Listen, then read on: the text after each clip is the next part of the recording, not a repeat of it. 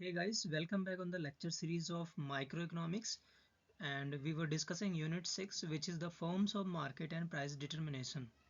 तो इसमें हम पहले फॉर्म्स ऑफ मार्केट को कवर करेंगे, डिफरेंट टाइप्स ऑफ जो मार्केट होती हैं, परफेक्ट कंपटीशन और इम्परफेक्ट कंपटीशन में जो तीन टाइप्स की मार्केट होती हैं। जो पहला होता है मोनोपोली, दूसरा होता है मोनोपोलिस्टिक कंपटीशन और जो लास्ट होता है वो होता है ओलिगोपोली। ओके, सो हम धीरे धीरे पहले इन फॉर्म्स ऑफ मार्केट को कवर करेंगे, उसके बाद फिर हम प्राइस डिटर्मिनेशन में आएंगे। ओके, यूनिट 6 में ये सारे जो कॉन्सेप्ट हैं वो कवर होंगे। ओके, सो इस पार्ट 2 में हम परफेक्ट कंपटीशन के बारे में डिस्कस करेंगे और ये तीन मेनली टॉपिक डिस्कस किए जाएंगे इस पार्ट 2 में। द परफेक्ट कंपटीशन मार्केट के बारे में हम डिस्कस करेंगे डिटेल्ड में, and second is the features of the perfect competition, and third is the profit in the competitive market, यानी कि परफेक्ट कंपटीशन में प्रॉफिट कैसे होता है, फर्म कैसे बिहेव करती है, क्या क्या फीचर्स होते हैं और कैसे पहचाने कि ये मार्केट जो है वो परफेक्ट कंपटीशन है या नहीं है। Okay, so let's start with the first topic which is the perfect competition. So अगर परफेक्ट कंपटीशन, नाम से ही पता चल रहा है कि यहाँ पर कंपटीशन जो है वो परफेक्ट है।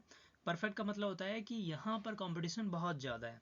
ओके, यानी कि आप अगर अनलिमिटेड वर्ड भी यूज़ करोगे तो चलेगा, है ना, मतलब एक उसके बराबर ही मान लो कि बहुत। अब कंपटीशन, परफेक्ट कंपटीशन का मतलब होता है कि यहाँ देखो कंपटीशन दो लोगों के बीच में हो सकता है। अगर हम मार्केट में हैं तो मार्केट में दो ही लोग होते हैं ज़्यादातर, अगर गवर्नमेंट को हटा दिया जाए। एक बायर होता है, बायर्स होते हैं, और दूसरा सेलर्स होता है। ओके, सो परफेक्ट कंपटीशन का मतलब होता है कि यहाँ बायर्स भी बहुत ज़्यादा हैं और सेलर्स भी बहुत ज़्यादा हैं, क्योंकि जो जितने नंबर्स में होते हैं उन्हीं के बीच में कंपटीशन होता है। ओके, अगर बायर्स ज़्यादा हैं तो बायर्स के बीच में कंपटीशन होगा, सेलर्स ज़्यादा हैं तो सेलर्स के बीच में कंपटीशन होगा। ओके, और परफेक्ट कंपटीशन मार्केट में बायर्स और सेलर्स दोनों ही बहुत ज़्यादा मात्रा में होते हैं। ओके, यानी कि लार्ज नंबर्स में सेलर्स भी होते हैं और लार्ज नंबर्स में बायर्स भी होते हैं। ओके, तो आइए देखते हैं इस मार्केट के बारे में। So it is the structure of the market where large numbers of the buyers and seller exchange homogeneous product, okay, at a given price level. ठीक है, ये बहुत ज़्यादा इंपॉर्टेंट है कि यहाँ पहले हमें पता चला कि large numbers of buyers and sellers होते हैं। ओके, आप दिमाग में बैठाते जाना कि क्या आपको कोई ऐसी मार्केट दिख रही है जहाँ पर ऐसी सिचुएशन होती है। ओके, जैसे large numbers of buyers and sellers हैं, होमोजीनियस प्रोडक्ट है। होमोजीनियस का मतलब होता है एक जैसे प्रोडक्ट।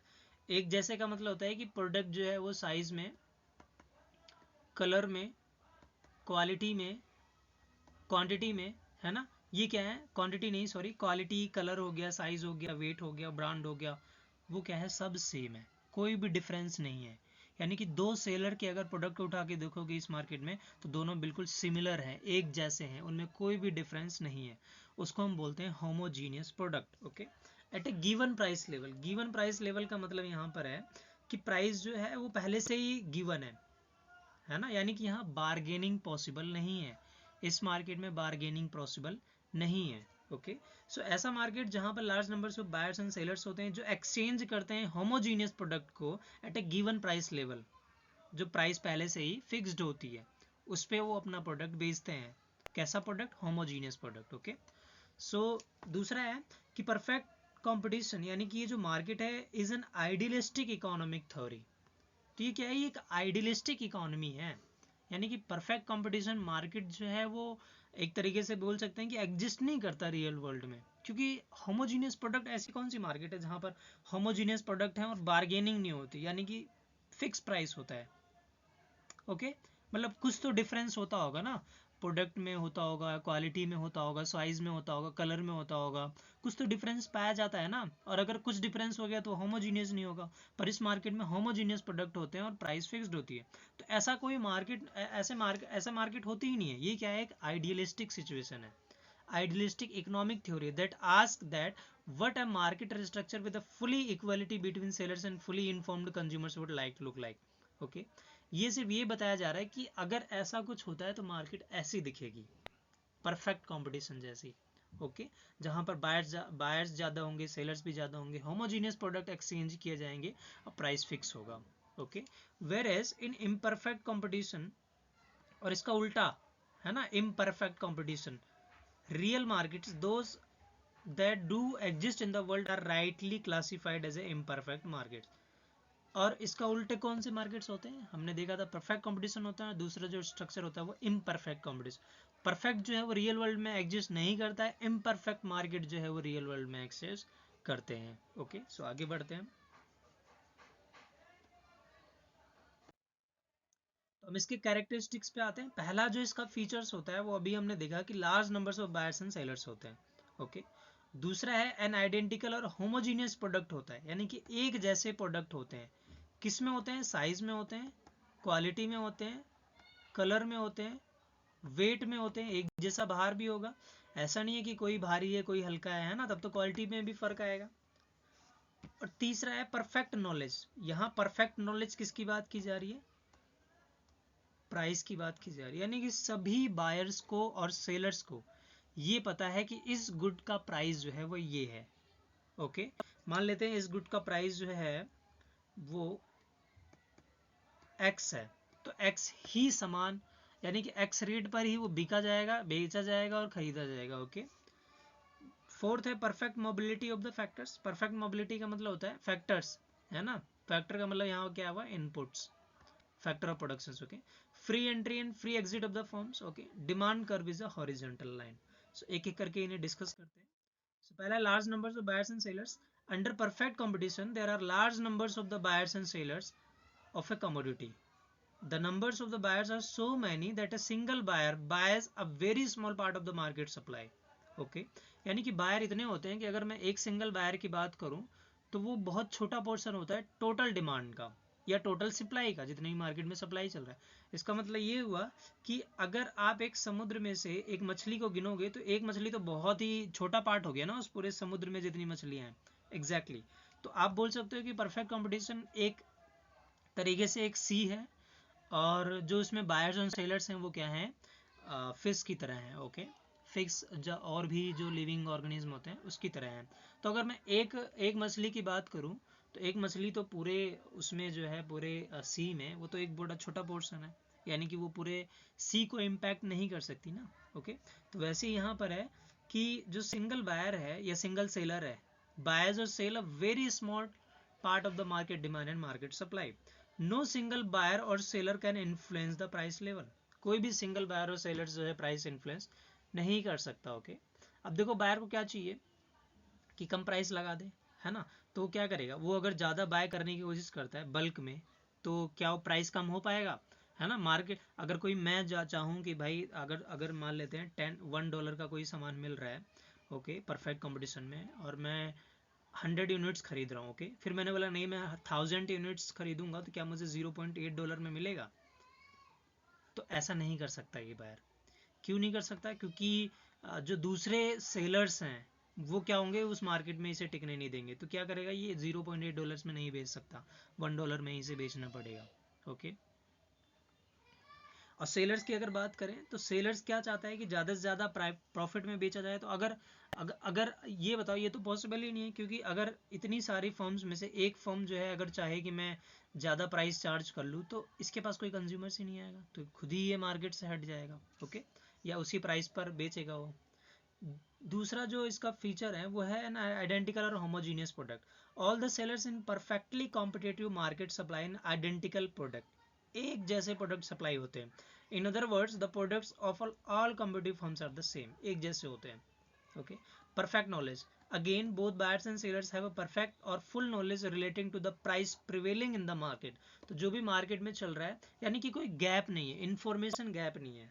बायर्स को भी पता है इतने में बेचना है, सेलर और सेलर्स को भी, बायर्स को भी पता है इतने में खरीदना है और सेलर्स को भी पता है इतने में बेचना है। ओके, तो आप जाओ पैसा दो और फिर सामान लेके आ जाओ, ऐसे मार्केट। ओके, इसको हम बोलते हैं परफेक्ट नॉलेज ऑफ प्राइस या परफेक्ट नॉलेज। और जो इसका कैरेक्टरिस्टिक्स है वो है perfect mobility of the factors. Perfect mobility. अब बताओ, सभी फर्म्स जो है वो सेम प्राइस पे बेच रही हैं, तो अगर कोई दिल्ली में फर्म्स हैं या कोई मुंबई में फर्म्स हैं तो सभी में सेम है और सभी बहुत ज़्यादा मात्रा में है ना, तो कौन लेबर जो है वो मुंबई में जाकर काम करना चाहेगा जब सेम वेज रेट मिलेगा इन्हें? मतलब वेट रेट ज़्यादा तो नहीं मिल सकता, क्योंकि एक ही प्राइस पे बेचा जा रहा है, तो कॉस्ट को कम से कम करना चाहेगा हर एक, है ना। तो एक मार्केट जो स्ट्रक्चर है, लेट सपोज करते हैं ये मार्केट स्ट्रक्चर है। ओके, सो ये परफेक्ट कंपटीशन मार्केट है, इतना एरिया, और यहाँ पर बहुत सारी फर्म्स हैं, छोटे छोटे एरिए हैं। ओके, छोटे छोटे मार्केट्स हैं यहाँ पर, यानी कि एरियाज़ हैं, रीजन्स हैं। तो अगर कोई फर्म यहाँ इस इंडस्ट्री में प्रोड्यूस कर रहा है तो वो यहाँ जाके क्यों प्रोड्यूस करना चाहेगा, यहाँ पर भी उसको उतना वेज मिलेगा। तो अगर कोई यहाँ रहता है इस वाले इलाके में तो यहाँ क्यों जाएगा, है ना। या एक तरीके से देखा जाए कि वो जा भी सकता है और नहीं भी जा सकता है ना। पहली बात वो जाएगा नहीं, क्यों नहीं जाएगा, वो अपने मन से नहीं जाएगा, क्योंकि सब जगह सेम है तो क्या फ़ायदा उसका वहाँ जाकर उतनी दूर ट्रैवल करके। ओके, पर दूसरी जगह देखा जाए तो अगर वो मूव करता है, मतलब एक तरीके से, तो फिर भी उसको सेम ही रेट मिलने वाला है ना, या सेम ही वेजेस, ये सारी चीज़ें जो है सेम है, क्योंकि आगे सेलर्स को सेम प्राइस पर बेचना है। ओके, या तो ये कर सकते हैं कि कम कम लेबर, कम प्राइस, कम वेज देकर कॉस्ट को कम कर सकते हैं, पर ऐसा तो करेगा नहीं कोई फर्म्स। ओके, सो वो क्या कर सकते हैं, वो कहीं पर भी मूव कर सकते हैं। ओके, यानी कि कोई यहाँ जाना है, यहाँ पर भी वही वेज रेट है, यहाँ पर भी वही वेज रेट है, यहाँ पर भी वही वेज रेट है। ओके, जो मार्केट में चल रहा है वो सब जगह है। तो यहाँ पर क्या है, मोबिलिटी, यानी कहीं पर भी मूव कर सकता है, जो फैक्टर ऑफ प्रोडक्शन होता है कहीं पर भी मूव कर सकता है। Free entry and free exit of the firms, इसमें क्या होता है कि मार्केट में कोई भी फर्म आ सकती है, कोई भी फर्म जा सकती है। ओके, इसका मतलब है कोई भी जो है मार्केट से सामान लाकर बेच सकता है लोगों को, और कोई भी जो है वो, है ना, जा सकता है मार्केट से छोड़, कोई भी उसमें मतलब कोई इंटरवीन्स की कोई ज़रूरत नहीं है। ठीक, कोई डिफिकल्टीज नहीं है इसमें। In this type of the market new firm can freely enter in the industry और existing firm can freely leave the industry in the long run. इससे होता है कि लेट सपोज करते हैं बहुत सारी फर्म्स हैं और ये बहुत सारी फर्म्स बहुत ज़्यादा प्रॉफिट कमा रही है, तो जो दूसरे लोग हैं उन्होंने देखा कि प्रॉफिट है इस बिजनेस में, वो आ गए इस मार्केट में। ओके, तो प्रॉफिट का पार्ट कम हो जाएगा, जैसे जैसे और एंटर करते जाएंगे वैसे वैसे पार्ट कम होता जाएगा। फिर बाद में ऐसी सिचुएशन है कि जब बहुत ज़्यादा सेलर्स हो जाएंगे और प्रॉफिट मार्जिन कम हो जाएगा, तो ऐसे में कुछ फर्म्स जो हैं वो लॉस उठाना स्टार्ट कर देंगी। ओके, फिर निकलना स्टार्ट कर देंगे कई फर्म, जब उन्हें लॉस होगा और वो बियर नहीं कर पाएंगे लॉस को, है ना, या फिक्स्ड कॉस्ट को। तो क्या होता है कि आना जाना लगा रहता है इस मार्केट में, फ्री है, freely. And sixth and most important part और characteristics of this market is the demand curve is horizontal. So जो फर्म का डिमांड कर्व होता है, हमेशा याद रखना, फर्म मैं वर्ड यूज कर रहा हूँ। ओके, सो द फर्म का डिमांड कर्व होता है, डिमांड कर्व में हम एक्स एक्सिस पर क्वांटिटी लेते हैं और वाई एक्सिस पर प्राइस लेते हैं। डिमांड कर्व कैसा बनता है, जनरली अगर देखा जाए तो ये डाउनवर्ड स्लोपिंग बनता है, जहाँ पर प्राइसेस को कम या ज़्यादा किया जा सकता है ना। पर अभी हमने देखा इस मार्केट में प्राइसेस क्या होती हैं, फिक्स्ड होती हैं। तो इसका मतलब यहाँ जो प्राइसेस होगा वो क्या होगा, फिक्स्ड होगा, इसमें कोई भी चेंजेस नहीं किया जा सकता। तो यहाँ का जो प्राइस होगा वो क्या होगा, अगर ये $10 है तो $10 ही रहेगा। तो यही क्या होता है, डिमांड कर्व होता है। ओके, सो यही आपकी डिमांड कर्व है, यही आपकी प्राइस लाइन है। ओके, यही आपका AR कर्व है ना। AR और प्राइस लाइन को हम डिमांड कर्व ही कहते हैं, ये याद रखना, है ना। AR जो कर्व होता है वो डिमांड कर्व ही होता है।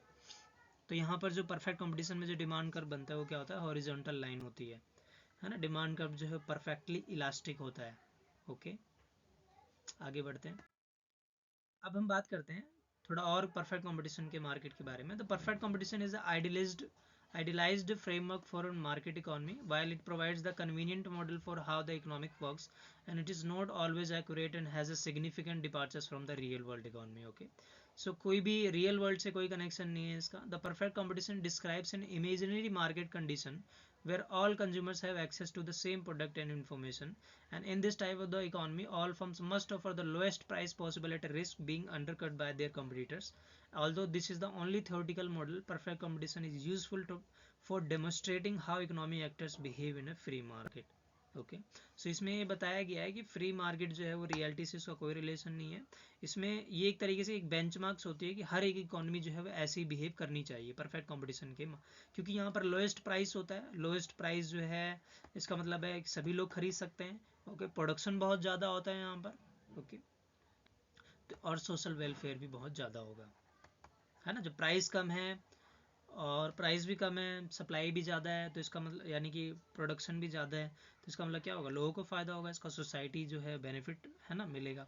तो क्या होता है कि परफेक्ट कंपटीशन में ये याद रखना, परफेक्ट कंपटीशन मार्केट में जो सोशल वेलफेयर होता है, या बोल सकते हो कि जो, हाँ, सोशल वेलफेयर वर्ड ठीक है। तो जो सोशल वेलफेयर होता है जिसको हम टोटल सरप्लस भी कहते हैं, और टोटल सरप्लस कैसे फाइंड आउट होता है, कंज्यूमर सरप्लस प्लस में प्रोड्यूसर सरप्लस। ओके, सो ये क्या होता है, ये मैक्सिमाइज्ड होता है। परफेक्ट कंपटीशन में ये क्या होता है, ये मैक्सिमम पर होता है। तो हर एक रियल वर्ल्ड में इकोनॉमी जो है वो मैक्सिमम प्रॉफिट ही अटेन करना चाहेगी। ओके, यानी कि मैक्सिमम सोशल वेलफेयर अटेन करना चाहेगी, है ना। तो ये एक बेंचमार्क है, यहाँ से एक तरीके से ये मॉडल टाइप का है कि हर इकोनॉमी परफेक्ट कंपटीशन की तरह बिहेव करे अगर, तो रिसोर्सेज सही तरीके से एलोकेट होंगे, सस्ता प्राइस होगा और चीज़ें बहुत ज़्यादा होंगी मार्केट में, है ना। आगे बढ़ते हैं। Profits in the perfect competition market. Okay, so हमें पता है प्रॉफिट जो है वो 3 टाइप्स के होते हैं, ये हमने डिस्कस कर चुके हैं। प्रॉफिट कैसे निकलता है, the total revenue, okay, minus में total cost. Okay, so total revenue minus में टोटल कॉस्ट, या मैं अगर बोलूँ पाई से डिनोट करते हैं, टोटल रेवेन्यू टी आर हो गया, टोटल कॉस्ट टी सी हो गया। ओके, सो पाई अगर जीरो है, या ऐसे याद रखना कि अगर प्रॉफिट जीरो है तो इसका मतलब क्या है कि टी आर और टी सी बराबर है, तो इसको हम क्या बोलते हैं, नॉर्मल प्रॉफिट सिचुएशन बोलते हैं। अगर पाई पॉजिटिव है, पॉजिटिव कब होगा, जब टी आर ग्रेटर देन होगा टी सी से, इसको हम बोलते हैं इकोनॉमिक प्रॉफिट या super normal profit. Economic profit या सुपर नॉर्मल प्रॉफिट। अगर पाई जो है जीरो से कम है, तो जीरो से कम तभी हो सकता है जब टोटल रेवेन्यू टोटल कॉस्ट से कम हो। ओके, तो इसको हम बोलते हैं लॉस या इकोनॉमिक लॉस, या ऐसे बोल सकते हैं एब नॉर्मल प्रॉफिट। ओके, या नेगेटिव प्रॉफिट भी बोल सकते हो। ओके, सो ये 3 टाइप के एक तरीके से प्रॉफिट के फॉर्म्स होते हैं। ओके, ये हम पहले ही डिस्कस कर चुके हैं। पर अगर परफेक्ट कंपटीशन की बात करें,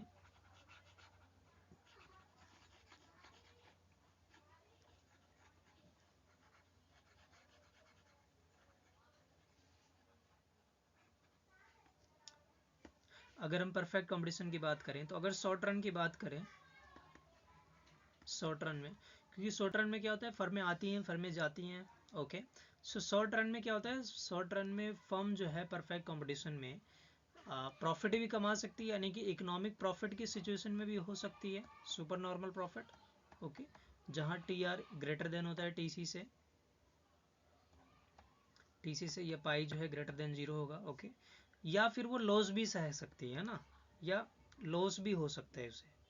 लॉस कब होगा, जब पाई जो है लेस देन जीरो होगी या total revenue less than total C होगा। ओके, सो दोनों सिचुएशन शॉर्ट रन में हो सकती है, पर लॉन्ग रन में हमेशा परफेक्ट कंपटीशन में जो मार्केट होती है लॉन्ग रन में, वो हमेशा नॉर्मल प्रॉफिट ही अर्न करता है। ये बहुत ज़्यादा इंपॉर्टेंट बात है। ओके, तो ये हमेशा याद रखना कि लॉन्ग रन में जो फर्म होती है वो नॉर्मल प्रॉफिट ही अर्न करती है, जहाँ पर टोटल रेवेन्यू और टोटल कॉस्ट ज़्यादा हो बराबर होता है। ओके, या टोटल रेवेन्यू को अगर आप क्यू से डिवाइड करोगे तो ये ए आर हो जाएगा और ये क्या हो जाएगा, ए सी। तो आप बोल सकते हो कि नॉर्मल प्रॉफिट का मतलब या तो टी आर इक्वल में टी सी होता है, या फिर ए आर इक्वल में ए सी होता है, एक ही बात है। ओके, तो लॉन्ग रन में नॉर्मल प्रॉफिट फर्म अर्न करती है। ऐसा क्यों होता है, क्योंकि शॉर्ट रन में क्या होता है कि जब फर्म्स इकोनॉमिक प्रॉफिट अर्न करना स्टार्ट कर देती हैं, तो न्यू फर्म्स जो है मार्केट में एंटर करती हैं उस प्रॉफिट को देखते हुए कि हम भी प्रॉफिट जो है वो अर्न करेंगे। जैसे जैसे फर्म्स में नए एंट्रेंट्स आते हैं, वैसे वैसे प्रॉफिट का जो शेयर है पर फर्म, वो क्या होता है, डिवाइड हो जाता है और फिर कम होना स्टार्ट हो जाता है, जिसकी वजह से कुछ फर्म्स को आगे चल के लॉस उठाना पड़ता है, क्योंकि प्रॉफिट का पार्ट बहुत ज़्यादा कम हो गया, कॉस्ट तो कम नहीं होगी, प्रॉफिट का पार्ट बहुत ज़्यादा कम हो गया, और जिसकी वजह से क्या होता है कि कुछ फर्म्स लॉस उठाती हैं और वो मार्केट छोड़कर निकल जाती हैं। तो लास्ट में सिर्फ वही फर्म बची रहती हैं जो क्या करती हैं, जो टी आर इक्वल में टी सी सिचुएशन पर टिकी रहती है मार्केट में, यानी कि ना प्रॉफिट हो रहा है ना लॉस हो रहा है।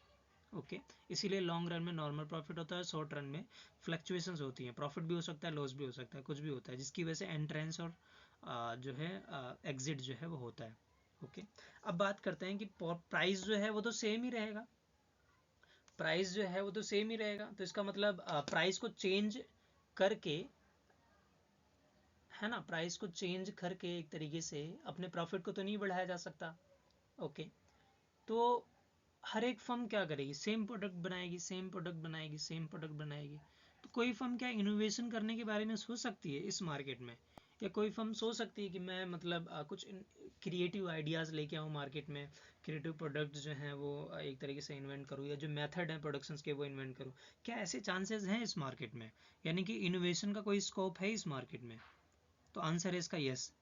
भले ही प्राइस जो है सेम होते हैं, यानी कि उसे अगर $1 पर ही आगे चल के बेचना पड़े तो तभी भी वो इनोवेशन कर सकता है। ओके, इसका सिंपल एग्जांपल ये है, यानी कि अपने प्रॉफिट को बढ़ाया जा सकता है। इसमें ये है कि देखो, अगर प्रॉफिट को, हमें पता है कि प्रॉफिट जो है वो टोटल रेवेन्यू माइनस में टोटल कॉस्ट से होता है। तो देखो, रेवेन्यू को तो ज़्यादा इम्पैक्ट नहीं किया जा सकता प्राइस से, है ना, पर टोटल कॉस्ट को किया जा सकता है। आप टोटल कॉस्ट को जितना मिनिमाइज करोगे उतना ही प्रॉफिट, इनके बीच में गैप ज़्यादा होगा और प्रॉफिट जो है बढ़ता जाएगा।